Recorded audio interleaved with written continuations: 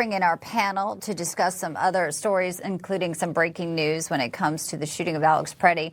Attorney and political strategist Mehek Cooke, who's also the CEO of American Frontier Strategies, is with us today. And Tyler O'Neill, senior editor over at the Daily Signal and author of the book, The Woke-topus. Great to see you both.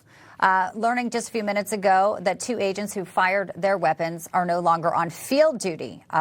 Department of Homeland Security is calling this a standard procedure. But this is obviously a big development. Tyler, I'll start with you. They have said they are going to be investigating this. We know there's also body camera footage, so there's a lot here they are still looking at. But your reaction to this new piece of news here?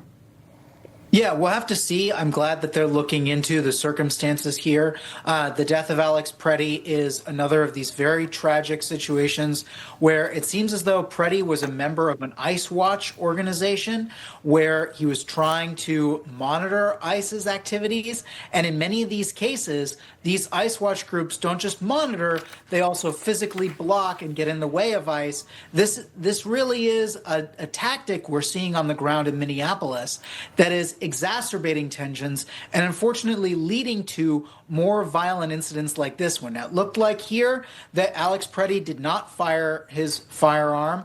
The firearm was in transit. Somebody else had grabbed it. And then this particular model, I've heard, is likely to go off by itself. That's one of the problems with this model. So this is a big, tragic situation. I'm glad that these officers are being placed on hold for the moment now, but hopefully we will get to the bottom of this. And the main thing we have to take, the main takeaway is Democrats need to lower the temperature in their rhetoric on ICE. We've heard over and over again comparisons suggesting that ICE is engaging in a war in Minneapolis, people saying that they're like the Gestapo, targeting people for their race. No, ICE is doing what ICE did under Obama, under previous presidents, where they deported illegal aliens. And that is the main mission here. So yes, this situation is tragic, but we have to understand ICE is facing an unprecedented attack by this very organized group of people that are trying to prevent them from doing their jobs. Yes. Well, when you talk about toning down the rhetoric, I want to call into something that, Mehek, you've been posting about, because you have someone who wants to be the top law enforcement person in Ohio, where you were raised. So he's a Democrat AG candidate in Ohio, and this is what he is saying, threatening to kill President Trump, and he thinks somehow this will appeal to voters. We'll play this and get your reaction on the other side. I want to tell you what I mean when I say that I am going to kill Donald Trump. I mean, I'm going to obtain a conviction rendered by a jury of his peers at a standard of proof beyond a reasonable doubt, based on evidence presented at a trial conducted in accordance with the requirements of due process, resulting in a sentence duly executed of capital punishment. Elliot Forhan, do you know anything more about him, Mehek? And as an attorney, what do you think of this type of language? Bianca, I live in the great state of Ohio, and we will not be voting for violence and political death. Elliot Forhan first actually attacked Charlie Kirk's assassination, celebrating it. And that's when a lot of individuals in Ohio started calling out his vile rhetoric, asking, is this the kind of individual you want to be our top law enforcement officer?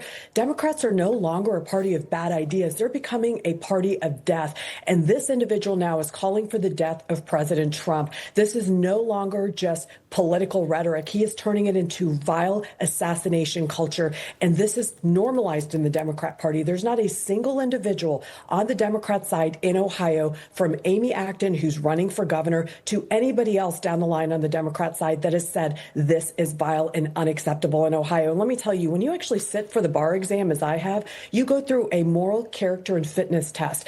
And you have to actually have good fitness, good character, celebrating death, calling out for the assassination of President Trump, well, that's disqualifying. So why would we ever let a man like him run for office to be our top law enforcement officer? And we have to start calling these things into question. I watched what happened in the Virginia race, where now you have AG Jay Jones, made similar threats. Jay Jones, who made similar threats. Now we're seeing this in Ohio. We're not going to turn into Virginia. We're not going to allow for political violence, and we're not going to allow for a death culture here. This is despicable. I don't care what your politics are. Every Ohioan should be repulsed by this, and he should be stepping down. Well, perhaps, but I don't know. We'll watch that race. So far, no word if he is going to step down. There's also this incident that happened with Ilhan Omar last night, Tyler, and someone has been taken in as obviously public town hall. She's under investigation for alleged fraud in her state, but she's out there talking to her constituents, and someone comes up, sprays her. The suspect is now being potentially charged with a third-degree assault. Anthony James Kazmarek, suspicion of assault, yet to be formally charged. And in the video, she almost seems to go after him, too. I mean, obviously, she's stunned. It's hard to, her obviously a little bit of shock going on there. But we don't want to see anyone, left, right, whomever it is. I mean, this is getting completely out of hand. Your reaction to kind of seeing this frightening video, and then her reaction, which some say is even more peculiar. Yeah, I condemn any sort of violence or any sort of attack on any elected official. Ilhan Omar has herself also been pushing this rhetoric against ICE, talking about the federal forces as some sort of foreign invasion into Minneapolis. So let's be clear, yes, she seems to be the victim here, but also this draws into stark contrast for me the incident that happened at City's Church, not this past Sunday, but the Sunday before, where these agitators rushed into the church, took over the church, were screaming at children while children were crying. According to the affidavit, they were separating parents from their children when those parents went to get their children at Sunday school, and they were hemming parishioners in to that sanctuary, not allowing them to leave, while they essentially co-opted the entire church service and bragged about shutting it down. We've only had 3 of them arrested and charged, and the Department of Justice has been trying to charge at least 5 more. But the swift justice here, we have somebody go after Ilhan Omar in the setting, and I'm glad he gets arrested, and hopefully he'll face charges quickly. But we need to have a similar swift justice for those people who invaded a church service, effectively prevented Absolutely, yeah. their children.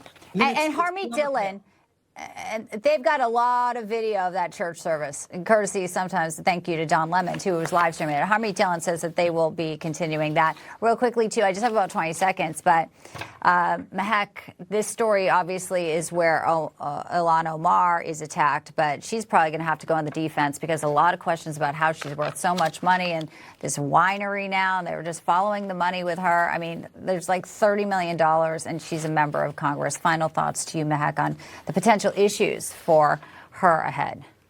Well, Bianca, given that she didn't seek medical help after that alleged incident, we have a lot of questions, not only about opening an investigation to see what actually happened during that town hall that she put together, but you have a winery where you went from 15,000 to 5 million in less than a year. Where's the wine? Where's the location? Where's the website? Americans have questions today because she is continuing to show red flags of fraud. And this type of distraction, which if it really was an assault on her life or an attack on her life, it should be investigated. But that will not stop the federal government from going after her for any type of tax evasion or fraud, because it's rampant in Minnesota. This smells bad. There's red flags, and Americans are watching her very, very closely.